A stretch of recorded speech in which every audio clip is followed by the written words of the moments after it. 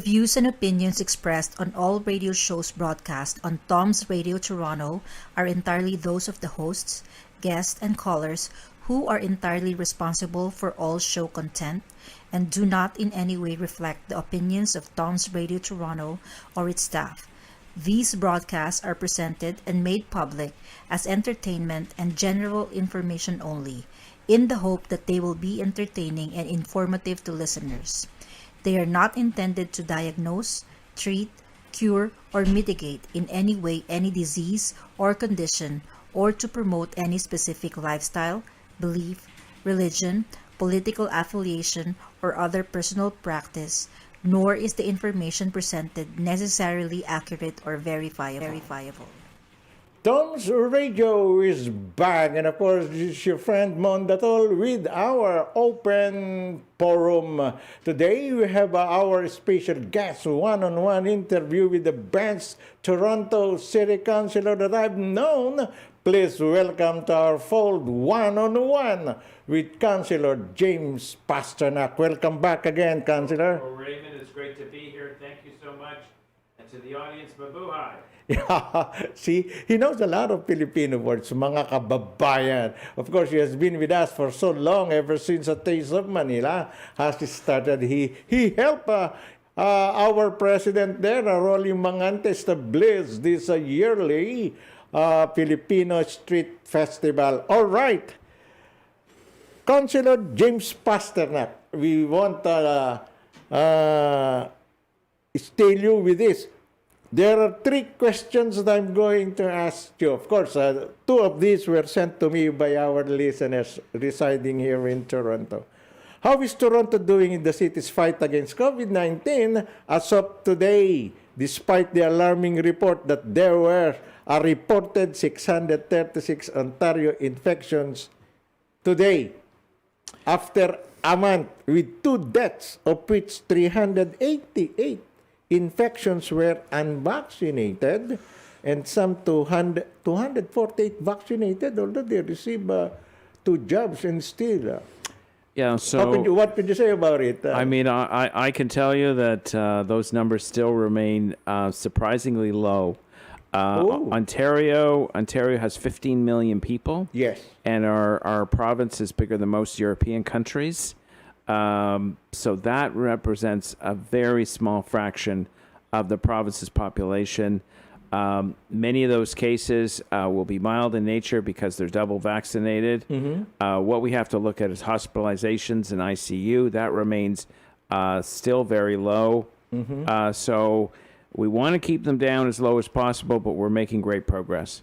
Well, by saying that you have to keep it down, does it mean that you're going to have... Not all Torontonians had received the 2 jabs, right? Not all of them, but pretty close. We've given out about 4.6 million vaccinations in Toronto. That means that a good percentage, somewhere in the vicinity of 90%, have received the 2 doses. We're looking for about 200,000 more people to come forward to get their vaccinations.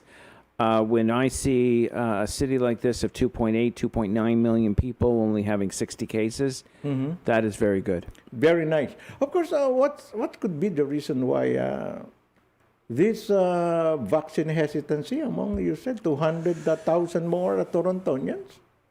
Yeah, so in some cases, they've read certain things on the internet that have scared them into coming forward. In others, it's personal belief and or faith. In other cases, they just haven't gotten around to it. So we continue to have our vaccination clinics up. We're now offering 3rd doses, which are very important, booster doses, which will help make sure that our caseload stays down, hospitalizations stay down, ICU stays down, and of course, deaths stay down. Has Toronto City came out with criteria for the 3rd dose? Yes, so there is criteria.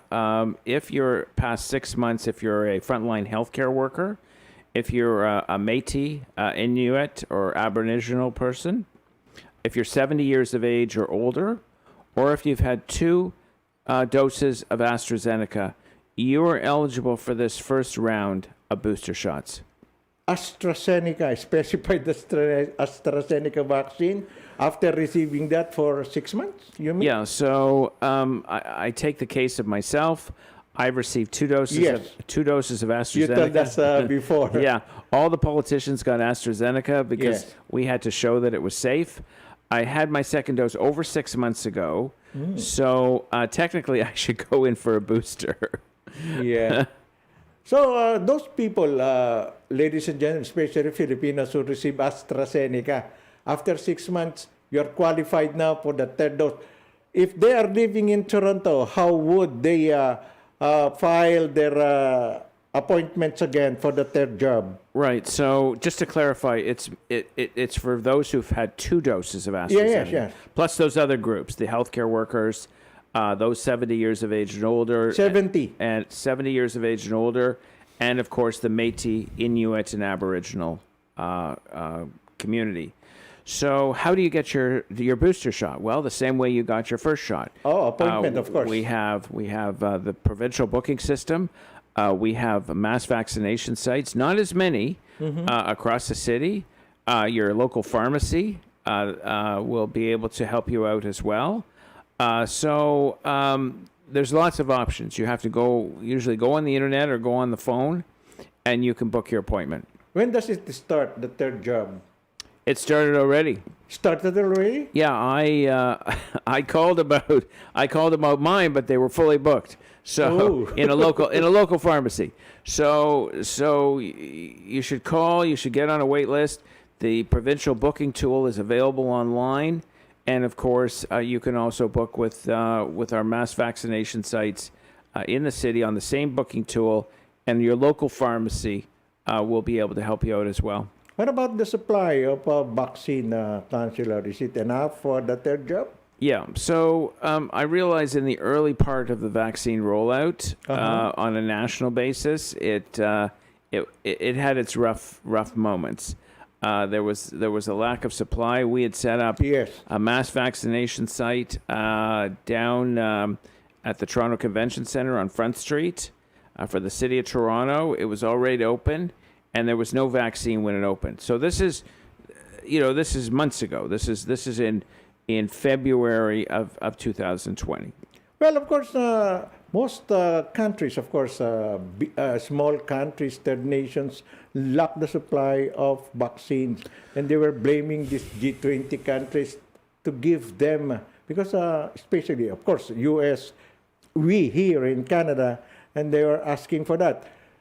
Does the city of Toronto buy its own vaccine or depend so much on the federal? Yeah, so just to clarify what I just said, that big vaccination site at Front Street started off in earlier this year, in 2021, not 2020.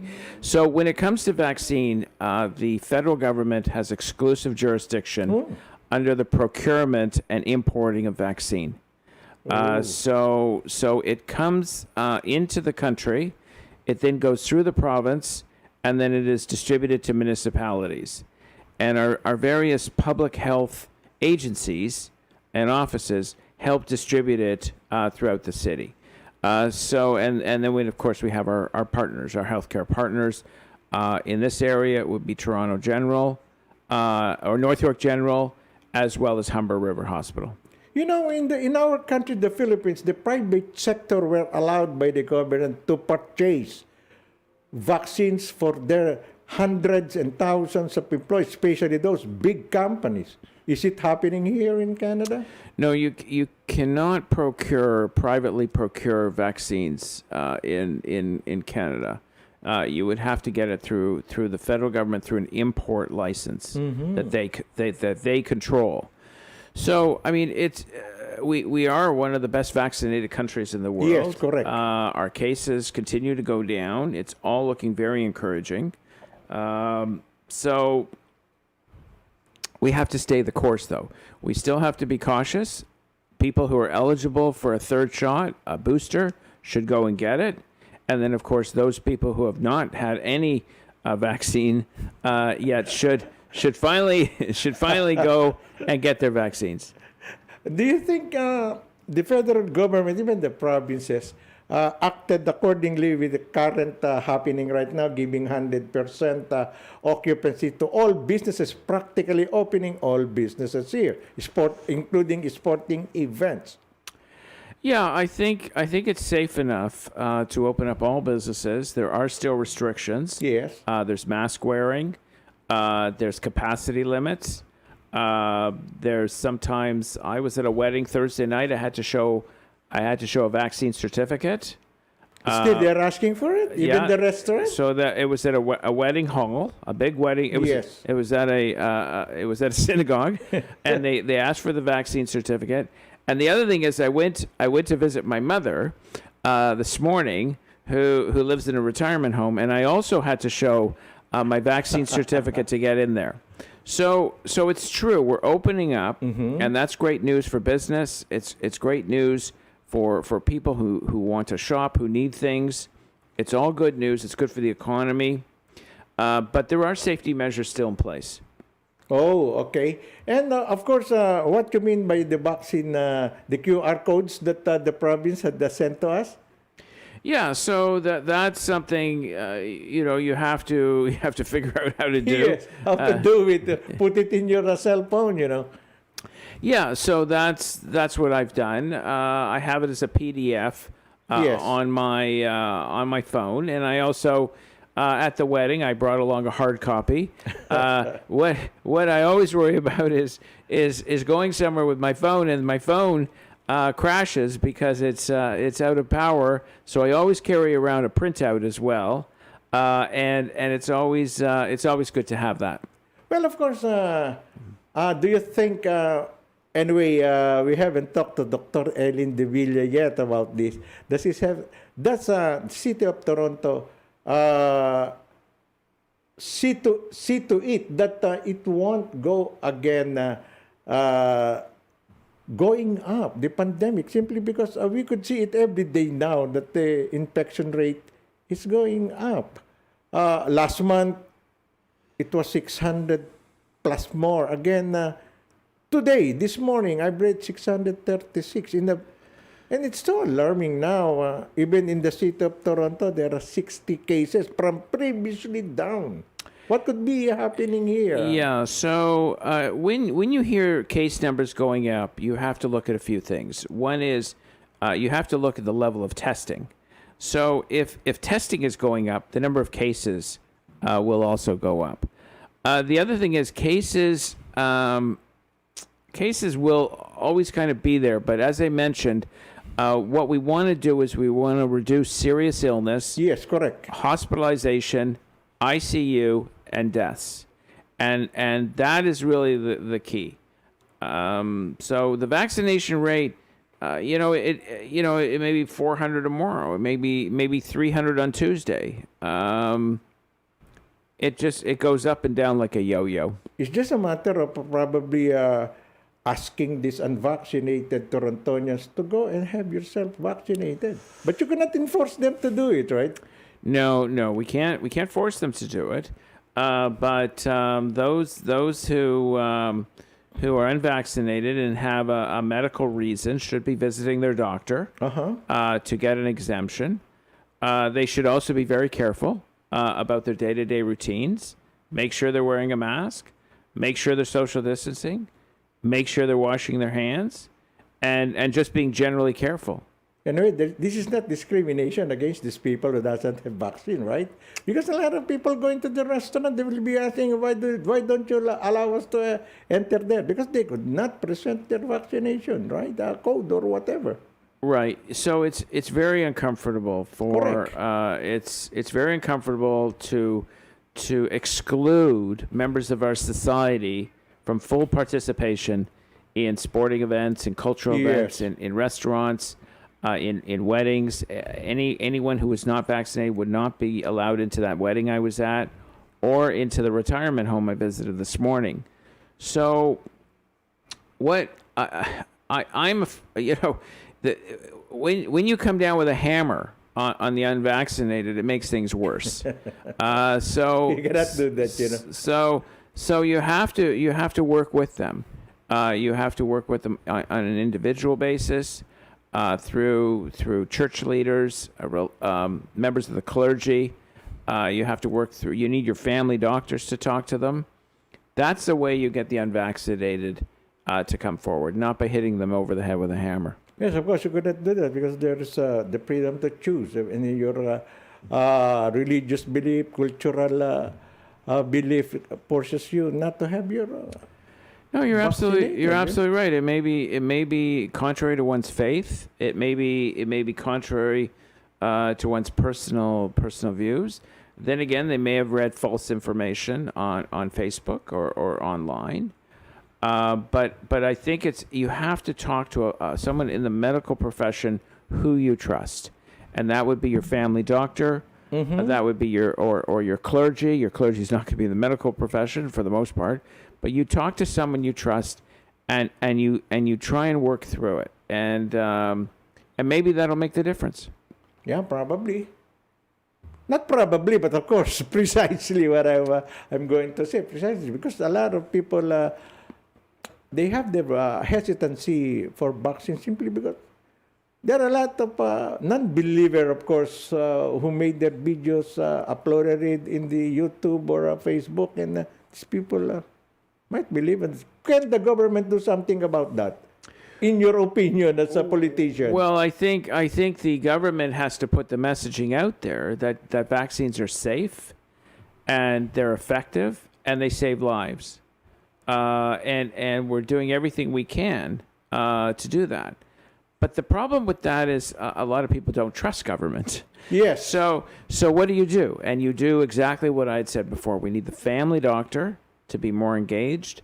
We need members of the clergy, our religious leaders, to be more engaged, and we need support services. We may need, it may be a mental wellness issue. So we have to work. We have to have constructive engagement with the unvaccinated. You know what? I was thinking about it, and probably my suggestion here is the government to possibly have a conversation or a formal letter to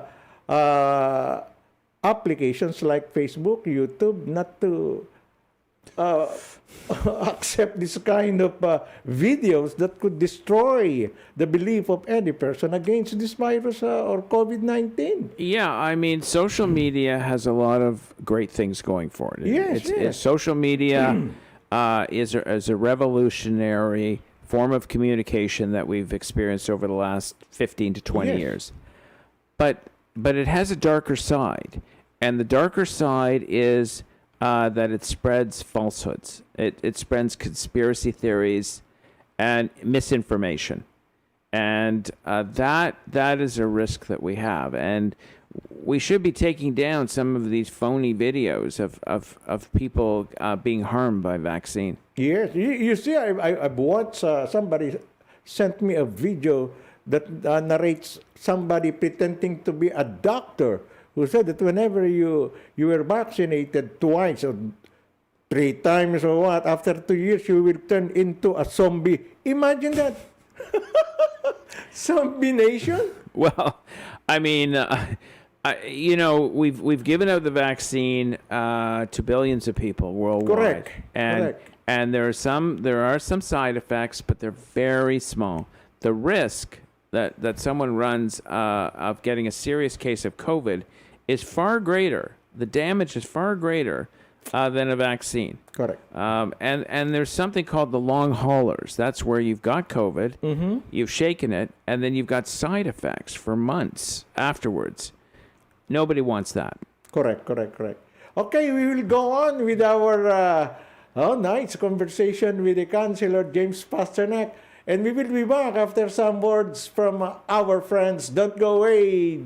James Pasternak and Mondatol will be back very shortly.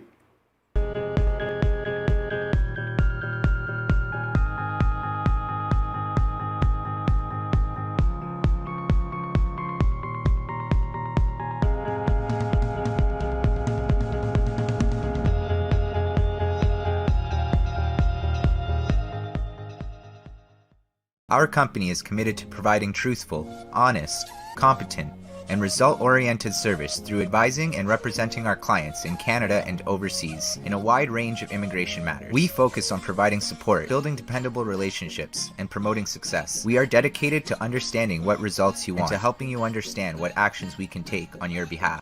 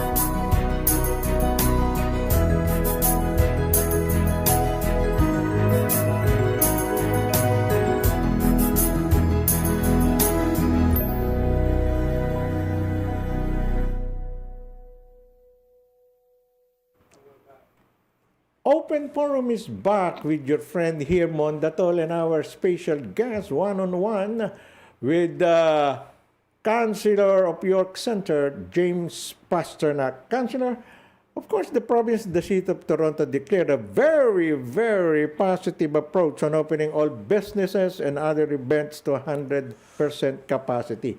Does it mean that all festivities, festival, events, and concert, seminars will be opening starting January next year? Well, the province has said that they want all restrictions off by March.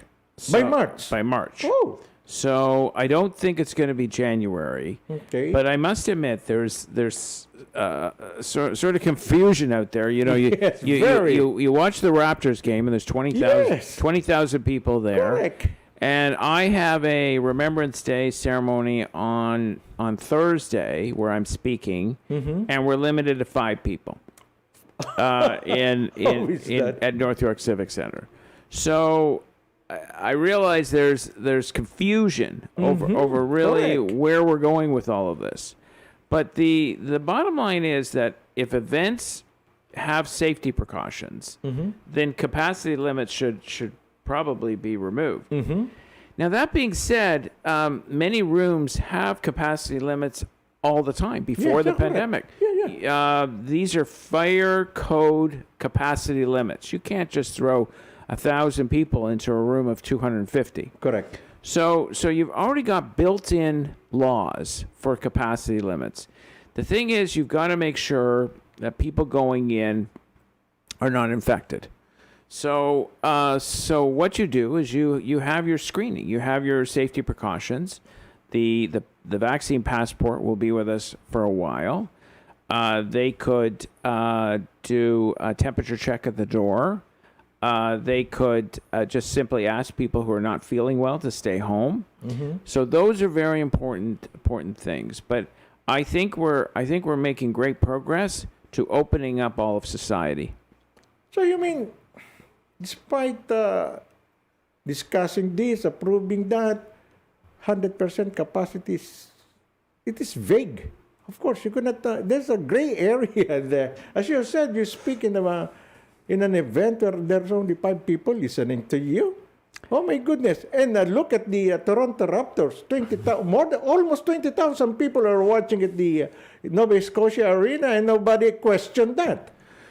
Well, I could tell you some people question it. They were given permission. They had permission, and from Toronto Public Health, and they held their game. Now, what I can say, if you looked at Thanksgiving, and you looked at the Raptors game, there was no super spreader afterwards. Yes, they were safe events. And we all know what's coming up next, and that is Christmas and Hanukkah. And the New Year revelries, of course, and the New Year. Yes. So the indicators are positive. The indicators are very encouraging. that we can gather in these groups, and everyone is not everyone is safe, pretty well safe. They're vaccinated, they're careful. You still look. I went to a wedding. Many people were still wearing masks, and as they distancing. Of course, they wanted to observe distancing. Yeah. So you can open up with safety precautions. What we don't want to see is a big spike in cases. We want to keep it down, and we want to manage it. We can't go backwards. Yes, of course. Why would you that? Anyways, some people are asking me, giving some of the businesses 100% capacity, when in fact, look, there was one of my friends in Richmond Hill. It's a provincial, of course, it's a city.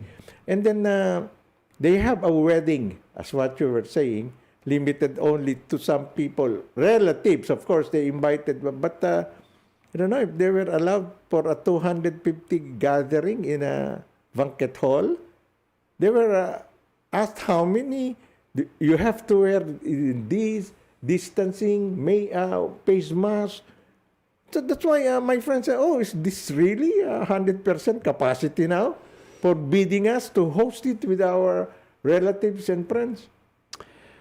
Well, it depends on the jurisdiction, so funny, but right? no, we're not at 100%, but there are exemptions, and we've mentioned the Raptors And the National Hockey League. The National Hockey League as well. So those are situations in which they're very tightly controlled, with people who can get in, the conditions of entry, and monitoring it afterwards and making sure there's no spike in cases. So I think I'm encouraged. I like to be an optimist, and one of the things that I'm sure you're going to bring up next is Taste of Manila. Yes, correct. And Taste of Manila is an outdoor festival. Correct. And it attracts a lot of people. But I think if we can stay the course now, I see no reason why we couldn't have Taste of Manila next summer. Yeah, August, right. Next summer. I hope so. We hope so, because the Filipinos are looking for it. We didn't have it for 2 years. And then we gathered around. You could see, without you and the mayor, Taste of Manila will not be going strong like that. You help a lot, us Filipinos here. Even us, the media people, we are giving thanks to you, the trusted politicians of Toronto, Mayor Tory, and you, of course. Well, it is it's such an exciting festival to have. Correct. And I am so proud to have it in the area I represent. I remember when we first started getting it going, city staff said, "Well, I think you'll only have a few thousand people that first year, and you don't really need this, and you don't need that, and and you'll grow it from there." Yes. Well, I think we had over 100,000 people that first year. Correct. And it was the last time 2 years ago, it was 300 to almost 400,000 in 2 days. My golly, Yeah. No, look, I come every year. Yes, you're there. You are supposed to be there every year. I have to be there, but you have to open it. But I want to be there. It's very exciting. Correct. To see our street, Bathurst Street, just full of so much life and so much Filipino excitement. That's what I'm proposing to you. Before we started, we have to open again the curiosity of the Filipinos, not only Filipinos, but people living here at the corner of Bathurst and Wilson, about the opening of mini bazaar for Filipinos only here. We also talked to Ares, the owner of the building, and he says if the city of Toronto would find, through you of course, will have no objection about it. Why not?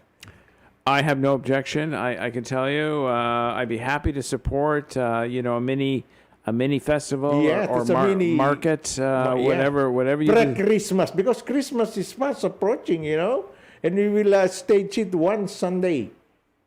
Because not more people park here on a Sunday. You know that. Yeah, I mean, if you want to have it in the parking lot, I think that's a great idea. Look, we have to do everything we can to help the business community, to help small stores recover from this. And there's no better way of doing it than having an outdoor market or festival. Yes. Mini festival. It's a mini festival only, comprising around 10 to 12 by small booth there that the seller or the small entrepreneurs would showcase their products for Christmas, Yeah, look, this Christmas is very important to a lot of businesses. Correct. And a lot of people too. We did not celebrate Christmas for 2 years, We cannot go out. It's been very difficult. Correct. I mean, I have a granddaughter in the United States. She lives in Florida with my daughter and my son-in-law. And I didn't see her in person until she was a year old. Ooh. She was born during the pandemic. Yes. So, I mean, it's very exciting. Almost 3 years now. They had to come up here, right? It's been hard on families and hard on everybody. And there are many families that I know that have suffered illness. There are other families that have lost a family member. And many businesses have suffered. So we are in the recovery stage at the city of Toronto. And the acceptance, of course. My brother, who is a congressman in the Philippines, died because of COVID last year. And it was so painful on us. Oh, my elder brother, we are only three in the family. Two my brothers died. My congressman brother in the Philippines, representing the marginalized people of the senior citizens, he died because of COVID. That's why I am so frustrated about this. I'm so disgusted about this pandemic because we lost a member of a family whose job is just helping the senior citizens of the Philippines, I'm so sad. Look, I'm really sorry about the loss. And so the pain that's out there. Correct. It's so painful. Until now, we accept it. Of course, I here in the MEA and I here in Toronto.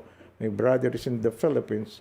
My three other sisters, they are abroad now. How could you go there? Because of the pandemic last year, I was not able to visit even Mrs. Ash, It's so painful, That's why I'm so very eager to help these people. That's why we had the program there with the Consul General here in Toronto about the Filipinos.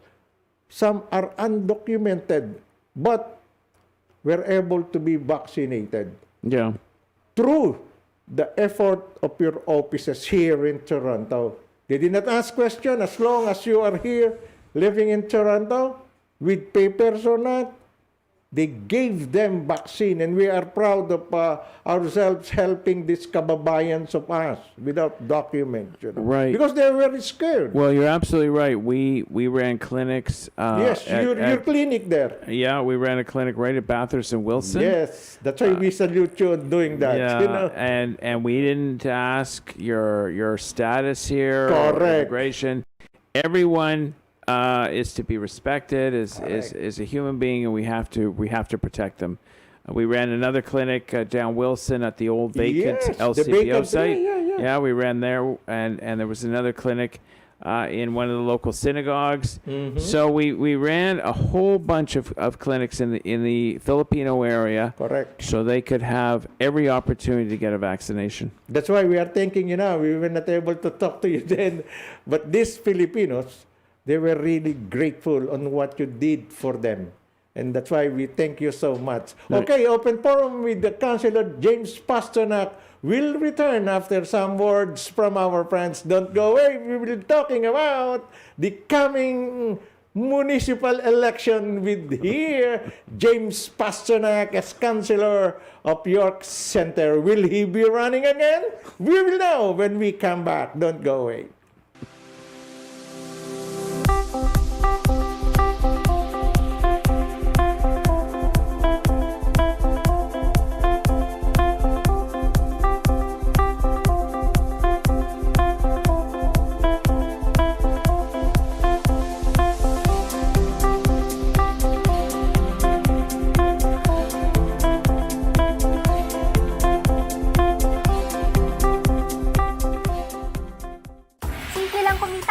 nasa bahay ka lang gamit ang iyong Show My King online franchise business. Step 1, you post. Step 2, we deliver. Step 3, you earn. Tandaan, sa Show My King lang yan.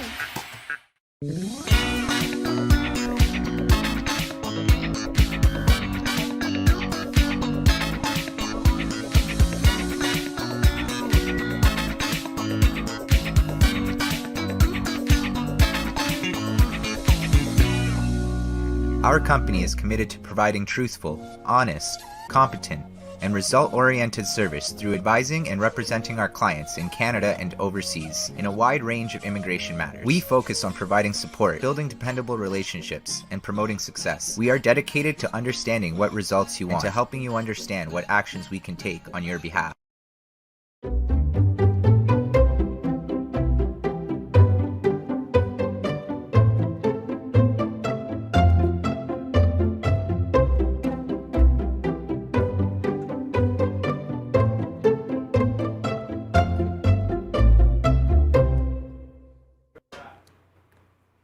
We're back, Monda Tolpo, with our special guest, one-on-one interview with Councilor James Pasternak of York Center, Toronto. Okay, our last topic here that I'm going to ask the amiable Councilor here. Okay, firstly, what could you say about the Supreme Court decision last week favoring the Premier Doug Ford's decision cutting off the numbers of Toronto City riding from 57 to 25 in the 2019 municipal election? And the second question, would you be running again as councillor in the riding in the election next year? Well, these are tough questions. Yeah, very. But I will give you easy answers. All right. So when it came to shrinking council, I didn't think that a city with 2.8 million people could be properly served with only 25 councillors. Correct. Customer service is very important, and many people look to their city councillor to solve local problems. Mm-hmm. When you take away that political representation, service goes down. Correct. So I was shocked actually when they did that right in the middle. Me too. Right in the Very surprised. I just couldn't believe it. Right in the middle of an election campaign. Yes. And it worked its way through the courts. We took the Supreme Court. Yeah, we took the province to court. The first decision was unconstitutional. Mm-hmm. Then it was reversed on appeal. Then the city appealed it to the Supreme Court, and the city lost in a 5-4 to 4 decision. You couldn't get much closer than that. So I think the Supreme Court was out of touch. I think they. I don't agree with that decision. That the people of Toronto deserve good representation across the city. So, but there's nowhere else to go in the courts. So that's the last resort, right? That is the last resort. You cannot go any further. Now, I've gotten used to the bigger ward. Okay. And I have 110,000 people. In your ward, in your riding. Yeah, no, it's very big. And it goes all the way out to Jane Street. And I really am honored to represent all the new people that I inherited, in 2018. I've had a great time serving them. So I'm ready to go. I'm ready to service them with 110,000 people as I have with over the last 3 years. Yes, a lot of people were really surprised. Me too. We were surprised on the decision of Doug Ford to cut off from 57. Why? What is he doing like that? Is it because he wants to control these people, this riding, or what? Well, he said it was going to save all this money. It is not. Oh. It has not saved any money. It's probably cost us money. He said he was doing John Tory a big favor. John Tory never asked for that. Yes. I think I don't know what he was thinking. It's just there were other municipalities that had the same kind of challenges with growing population and a lot of councillors. He didn't say a word about them. He targeted Toronto. But that's what we have to live with now. You've got 25 councillors representing about 2.9 million people. Is there any way or who could enact a law again of probably increasing the number of ridings in Toronto? Is there any possibility again to reclaim the previous 57 ridings? Yeah, so there is a possibility that down the road they could add more councillors. How would you do that? Well, it would probably have to come from the provincial government to add more councillors. I think the chairs, maybe the chairs of the various community council, North York Community Council, Etobicoke, Scarborough, and Toronto East York, I think they should probably be elected. Maybe their vice chairs be elected. So that you have more councillors at large to help out with the growing demands of the city, and there are demands from the city. Because I don't think people are coming here in Canada, Toronto in particular. Filipinos coming here in bulk, from Vancouver, from other provinces. They want to stay here in Ontario, in Toronto in particular. That's why you have a lot. We need a lot of politicians in Toronto City. 57, I think, is good enough to handle the problems of this 2.3. Who could say there will be 3 million people in Toronto City alone by a year or two? Yeah, we're going to be over 3 million people in a couple of years, Yes. two or 3 years. And the problem is, as a city councilor, we are currently overwhelmed. Correct. With problems to solve. People call us, and they're looking for solutions. Correct. And we do our best. I put in very long days, 15-hour days to try and solve all these problems, and I have a staff too. But staying on top of it is very difficult. And on top of that, not only did we double the ward sizes, but then came the pandemic. Yeah. And that left the city in a financial squeeze.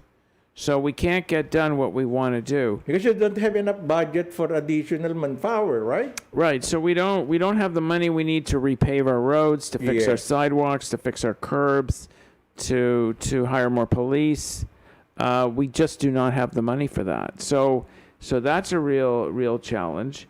And at the same time, many people are leaving the public service. They're retiring. They're moving to another municipality. So you've got hundreds of vacancies taking place and a hiring freeze. So you can't replace them.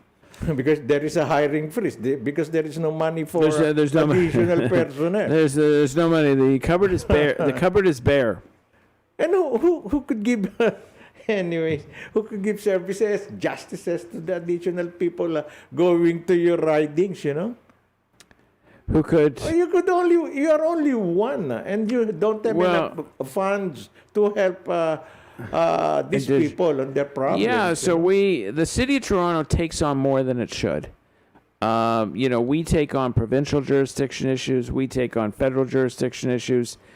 We're doing a lot. We're doing a lot of great things, but a lot of it is really the responsibility of the other levels of government. And when they don't step up, we take it on, and it comes with a price. And I just want to ask you: is the provincial government of Doug Ford giving you additional budget for these projects that you will initiate projects for your ridings annually, right? Yeah, so, this Mayor Tory, has worked very well with the other levels of government to secure commitments for various projects that are crucial to the city. Mm-hmm. So, we had a big deficit. We had a $1.6 billion deficit. The City of Toronto? And the City of Toronto, that was last year, and the other levels of government helped us clear that up. Okay. So, and then the province is helping us build transit lines, and there's one in the area I represent, which is the Finch West LRT, light rail transit. And then of course they're building other subway lines in Scarborough and downtown and so forth. So they are good partners, and we've done well with the federal government as well. The Mayor Tory has made Confederation work. It's made our country work. Confederation. Yeah. What do you mean by that? Well, we're a federal system, and we rely on the other levels of government to work with us. The provincial and the federal. Right. And it hasn't always worked very well, but it's worked very well over the last 6 years. But is the federal and the provincial government could see eye to eye direct from each other?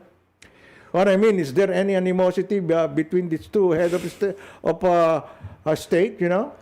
Well, there are some tensions. That's politics for you. Yeah, for us. It is politics, but I will say this, that when all three levels of government are working together, great things happen. That, of course, Doug Ford has his own vision about Ontario. Firstly, he did cut the number of councilors in the city from 57 to 25. Secondly, budget for education. There are hundreds of millions of dollars claimed by the opposition that he lost for, I don't know, the reasons why. They are questioning the budget for education and other expenses that the province had incurred without the, accountability report to the people. I hope the city of Toronto. Well, I would suggest you call in the member of provincial parliament. We are trying to invite them, but they ignore us. Oh, they do? Well, you know what? 80% of Canadians live in cities. And, yes, correct. And that's why city councillors and mayors are very crucial to our democracy. Correct. All right. There's one more question, right? You have one more question, right? What do you think I will ask you for my last question, Councilor? I think the election's coming up. Correct. Are you running or not? Yes, I'm happy to announce on Filipino radio that I will be running in the 2022 municipal election. This is in June, right? It is in October. October, yeah, sorry. The provincial one is in June. Yeah, the provincial is June. Yeah, right, I know. So I'm very excited. I absolutely love representing the Filipino community at City Hall. They are a warm, friendly, vibrant community that is doing great things in the city. And I love the job. I love the work. That's why we love you. No, thank you so much. So I am running again. The election is less than a year. Yes. October of 2022. Now it's November. Yeah. 11 months and you will be it's 11 elected months. again. Yeah. So the election period starts in May, and it runs from May to October. It's a long election period, longer than the federal and provincial government. Because there is no pandemic anymore. You could knock at the door of it. No, so many doors to knock on right now. There's a lot of doors to knock on. But you know what? I'm going to go buy a new pair of running shoes. And I'm going to be knocking on doors and talking to people about the important issues that are out there. Okay, we will be sending you some Filipinos, particularly Mangante. Who knows? We will go with you. You know what? We could always use volunteers to help out. Yes. We have a lot of people to talk to. All right. Thank you very much. Well, we have a lot of questions yet, but of course, it's time now. Don't worry, folks. Followers of Tom's Radio, we will be inviting again the councilor in 2-3 weeks from now or in a month time before Christmas because he's so nice to talk to. He's straight to the point guard. No dilly-dallying of answer.